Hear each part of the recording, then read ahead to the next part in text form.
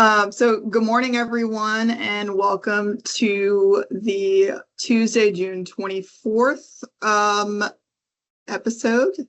How do we normally say that? Of our Beef Brunch news update. As you can see, we're working with a little bit of a skeleton crew here today, as the summer is just such a busy time for us extension agents to be out in the field and doing different things and whatnot. So it looks like you guys will just get me and Trip here today. I will say that towards the end of the video, we will have the market reports that Lee was kind enough to pre-record for us. So we will have that on for y'all as well.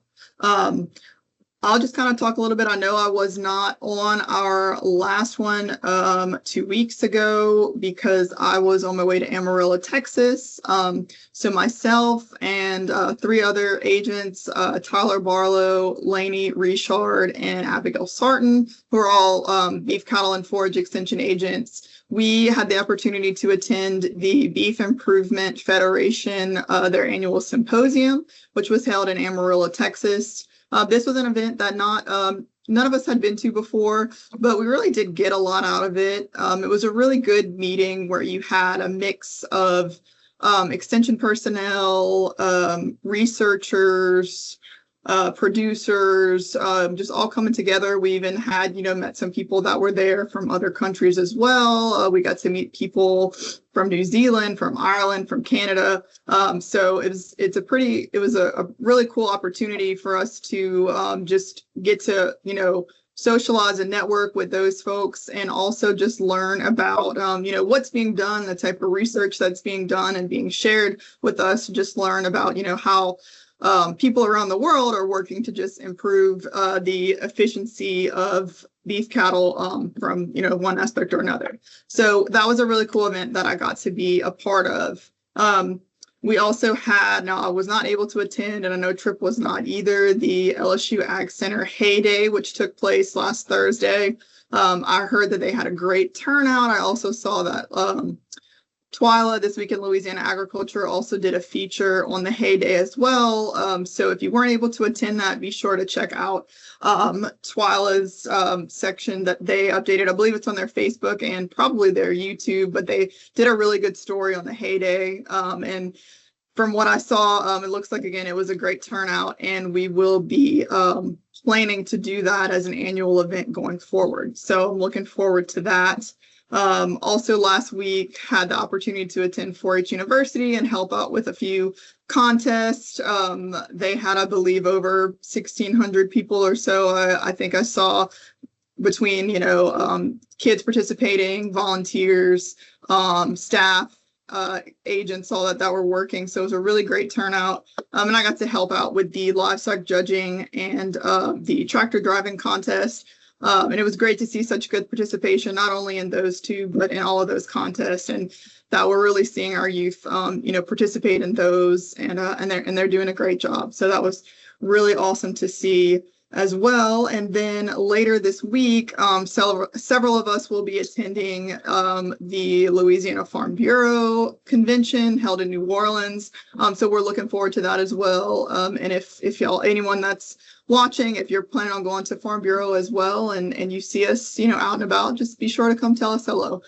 We love to hear from y'all, and let us know that y'all are watching the Beef Brunch news update. As far as conditions, now I will be honest, I have not been home a whole lot these past couple of weeks. It's been really hot and it's been raining a lot. So that's kind of been what we've been dealing with a lot here. I know 2 weeks ago it was pretty bad. Week before last it was raining pretty much every day. I think it might have been slightly better last week. And I know today I haven't seen it rain a drop today. And it's really hot in the sunshine. And so hopefully that's drying up, those field conditions for us. I know a lot of people are probably wanting to get in that next cutting of hay, and just haven't been able to do that with the fields being so wet. So with that being said, I will go ahead and turn it over to Trip to hear his update. All right, guys. Today, Mr. Lee Falk's not with us, as Brittany already alluded to, but he graciously provided us with this market update. So I'm going to kind of provide a little bit of a snapshot across North Louisiana as a whole. I'm housed here in Union Parish, which is at the very top and smack dab in the middle, and I get out and about pretty well everywhere. So I feel pretty comfortable that a lot of the things that we've been experiencing in the Northeast region largely will hold true for the Northwest region. This week has actually shaped up fairly nice for us. It's looking like the first half of the week that you'll be hearing this update coming out of is going to be opportunity to get a little bit of hay on the ground and picked up. And that has not been the story, though. That's kind of been the story of the summer to this point is some of our producers have had a magic rabbit's foot in their pocket and have timed out hay cuttings beautifully. They would cut, have ample time to pick it up, and then we would go right back to raining. But guys, we've got a large cohort of producers that haven't fired a cutter up yet in North Louisiana, and here we are sitting at the very end of June, coming into July. That's a uncomfortable spot to be, is not having your first round of hay picked up. But hopefully, with this little bit of a gap that we've got in the weather right now, everybody will be able to get that first round completed. Having said that, as I mentioned a second ago, there's a few people got that rabbit foot in their pocket. We have a few people that were able to get in and get around the hay cut and wrapped. Strictly talking about wrapping now.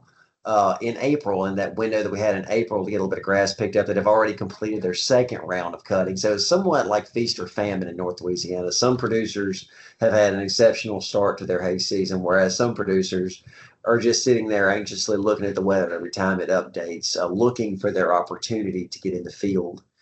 2 weeks ago, we had significant rainfall over the weekend and the first part of the week last week. On my gauge of the wetness, the build arc and get in the arc, I was about to swap it over and to get in the arc because there was water standing in every low area in Union Parish. It had gotten pretty boggy, but one blessing and a curse over here in the hill country is it does dry out pretty quick. We've had ample sunlight, we've had wind blowing.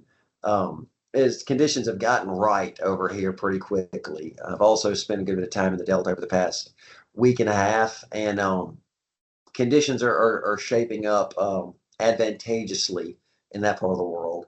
It is a bit frustrating from the hay front whenever we're getting these pop-up showers and prolonged periods of wet weather where we can't get in the field and get our hay operations done. But guys, it has been a blessing for our grazing people. Pasture conditions for this time of year are still looking very good. Guys, today I was over at the Macon Ridge Research Station looking at where we're putting in some forage plots, and there's still a pretty good little bit of clover floating around out there. And I never thought I'd see us coming into July with that much clover still on the ground. And that's a good and a bad thing. I've seen some Bermuda stands be impacted by overabundance of white clover. It'll choke out a stand of Bermuda if you don't go ahead and get it out of there. But it's pretty good grazing around northeast Louisiana right now. And our cattle condition region wide is showing that. Our cattle condition is pretty good for this time of year. Typically, this is the time of the summer where we start seeing a decline in our cattle's body condition. The heat starts getting to them. It becomes harder for these cattle to maintain their body condition score, with the exception of a few well-bred animals and animals that are just genetically thriftier than others. We start to see a decline in body condition coming into this part of the summer. But our cattle are, as a whole, holding in very well. Now, I know that you might be listening to this update thinking Trip doesn't know what he's thinking. I drove past Tommy's place this past week, and his cows were skin and bones. Well, Tommy might be the exception to the rule, but as a whole, cattle conditions across the region are looking very good. And a few things that play into that is we had a pretty mild, easy to get through winter this past year with as far as weather conditions go up this way. I know we didn't deal with the snowfall that our friends to the south of us did, which is typically flip-flopped of what we normally have on a wintertime update like that. But then we had a pretty good grazing spring. So cattle were coming into this season that is nutritionally challenging for them in good condition, and that's paying dividends, and that'll lead to a lot of positive things from a herd performance perspective. Also, speaking from a herd perspective standpoint, I am beginning to notice an uptick in hornfly pressure across the region. Everybody is aware of the hornfly issues. Everybody knows the game plan on how to deal with the hornfly issue. But oftentimes people wait too long to pull the trigger on treatment or taking proactive steps to reduce the hornfly load in our cattle herds because they don't want to go through the effort of getting the cattle up and extra working, putting cows to the chute. Um, because they view hornflies oftentimes as a minor pest. But guys, if the cattle are out there uncomfortable, shaking off hornflies, hornflies are a blood meal feeding animal. So they cause agitation of the cows throughout the day. And while cows are burning extra calories, shaking off, walking from hornflies, they're reducing their average daily gain. They're not going to be as high performing as they should be. So the threshold for hornflies is 250 flies, I believe, per side. Is what LSU recommends for treatment. And guys, it does not take long to get to 250 hornflies on my animals. So just be aware. That whenever you're seeing hornflies in abundance, that it is costing you money as a producer. And also, if you do decide to bring your animals up to put a little fly dope on them and treat them, we currently have a anaplasmosis study going on that we are seeking herds in the Northeast region to participate in. I'm looking for about 8 more herds that are willing to participate in this study. Whenever we have good projects going on, I'm very strong advocate for people helping with these projects because these are things that can make a difference in the real world for us. Oftentimes our research can get a little bit on the scientific end. This one has real world application and it's good science. It's chasing good science for the state of Louisiana. Me and Brittany, before we began this recording, we're talking, I think universally across the state, one of the hot topics is the temperature. We have reached some pretty serious temperatures, guys. We're coming into the dog days of summer. As y'all know, on the beef cattle heat index, 84 and 84 is kind of the magic number where you start reaching the danger zone.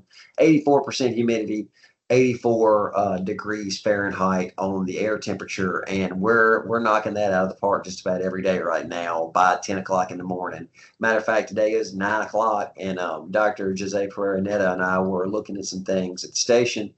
And we're just commenting that, here we are, not even 10 o'clock, and we're starting to melt out there in the field. So just be aware that not only are you suffering through these high temperatures, but your beef cattle are as well. So take precautions. If you do have to work them or do anything, make sure you're doing it at the coolest times of day, at dawn preferably, before it begins heating up. And I'll tell you another thing that you'll begin noticing as as air temperature begins to increase, as we're getting these hot days, there's just sun beating down on our water troughs. Guys, you might not realize it, but right now, if you went out there and stuck a thermometer in your water trough, it would be knocking on the door at 90 degrees. And cattle like to drink cooler water. So if they want their water to be cooler than it is outside. In order for them to be drinking the amount of water that is required for them to maintain performance, we need to be offering them an ample supply of cool, clean water. So if you could do anything to help them with that, it'll pay dividends in your herd and in your herd performance. So guys, that's pretty well all I have for the Northeast region, as well as a little bit of a snapshot for the Northwest region. Miss Brittany, I'm going to pass the baton back to you to land the plane for us, ma'am. All right, thanks, Trip. That was a great update from our, northeast part of the state over there. As we said, our coworkers who are normally on with us today, they had some things going on out in the field that they just couldn't join us to record.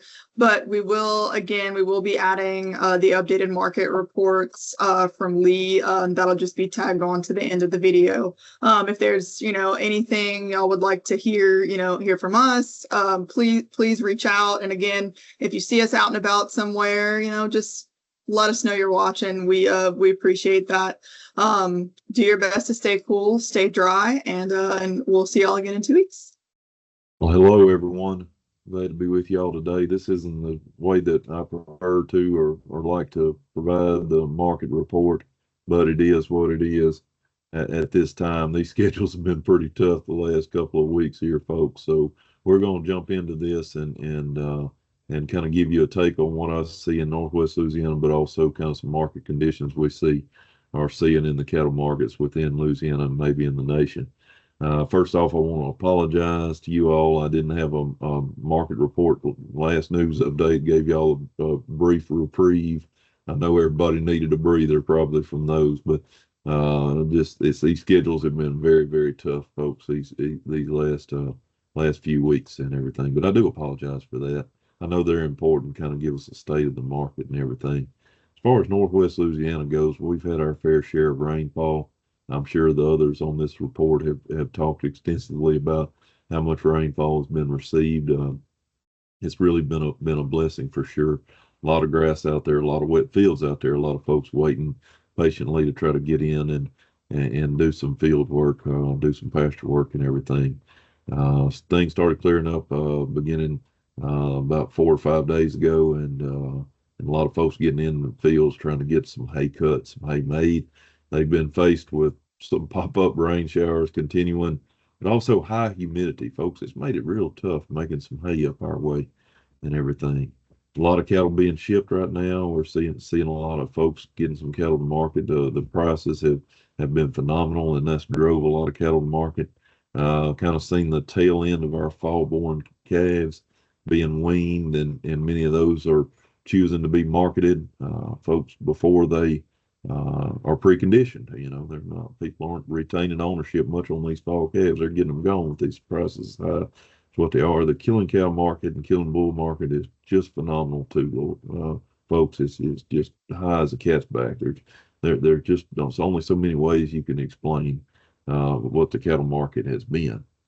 Moving forward, we're looking at the markets are dominated by news, of course, folks, and there's a lot of uncertainty out there, folks. There's uncertainty related to imports from Mexico, with screwworm news down south of the border there.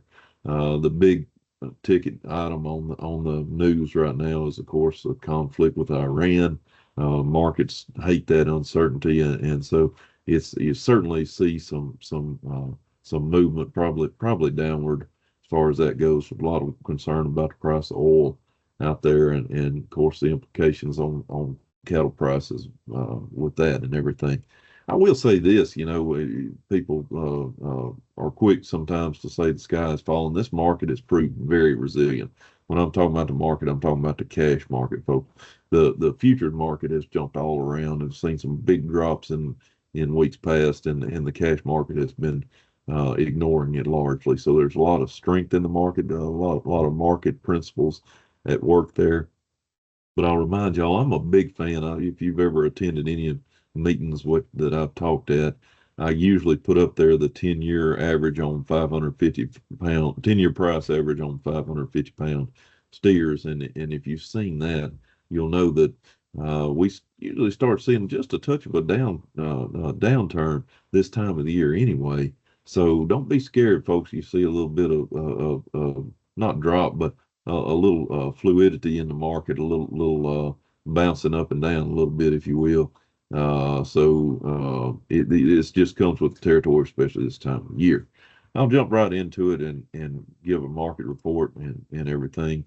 Really strong data set for this market report. Unfortunately, due to not having one last week, I can't track percent increases, decreases, but it is what it is, and y'all forgive me on that. So this market report covers the time period of June 9th to June the 23rd. These are the average of prices paid. These are self-reported prices, folks. These aren't graded cattle reports. So on 500 to 600 pound steers, the average of the price per pound was $2.92 to $3.68. On the 5 to 6 weight steer heifers, on 500 to 600 pound heifers, the average of the price is $2.62 per pound to $3.49 per pound. Cull cows, $1.33 to $1.68 per pound. Cull bulls, $1.60 to $1.98. When we get into the replacement cow markets, average of the prices, folks, on bred cows is $3,050 per head, and on pair cattle, $3,720 per pair. And that's an eye-popping figure, folks. And I can tell you, as you're compiling this data and everything, there are some truly remarkable market reports on these replacement cows, folks. $5,000, $5,100, $5,200 on some pear cattle. That is phenomenal, folks. Really high prices, really great time. If you got some pear cattle to offload or some bred cattle that you need, that you're looking to downsize maybe, or take advantage of this captive price of these high markets, now would be a great time too. End up my segment of this report by just saying thank you to you all. We had a very successful inaugural heyday, LSU Ag Center heyday at the Dodson Ranch there at Coshada at Hannah, Louisiana. And they had that last Thursday, June the 12th, folks, and we had a great representation from the forage and hay equipment dealers. We had some national brands there represented well. The weather was definitely a concern. We had some flooding rains before, kind of kept us from conducting the agenda to the way we had planned, but we adapted, and we hope that everyone enjoyed it. We had almost 200 people in attendance, folks.